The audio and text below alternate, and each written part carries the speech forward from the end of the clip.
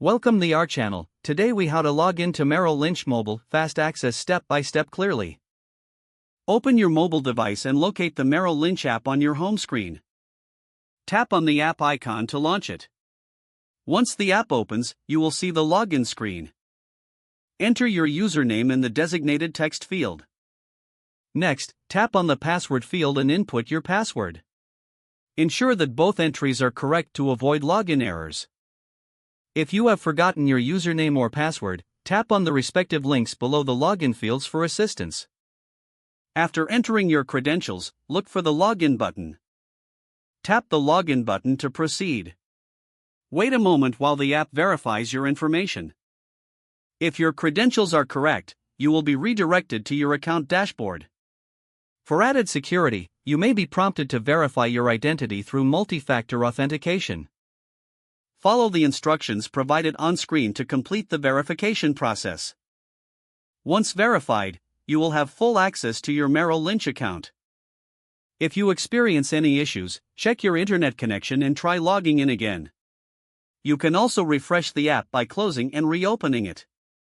For further assistance, visit Merrill Lynch's support page or contact customer service. If the page does not load, refresh the browser or try again in a private or incognito window. Make sure you are using the correct email address, then retype it carefully to avoid small typos. If your password is not accepted, use the reset option and create a new strong password you can remember.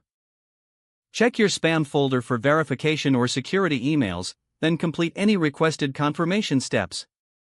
Enable two-factor authentication if available to improve account security and reduce unauthorized access risk. After signing in, review your profile details so your contact information and settings are accurate and current.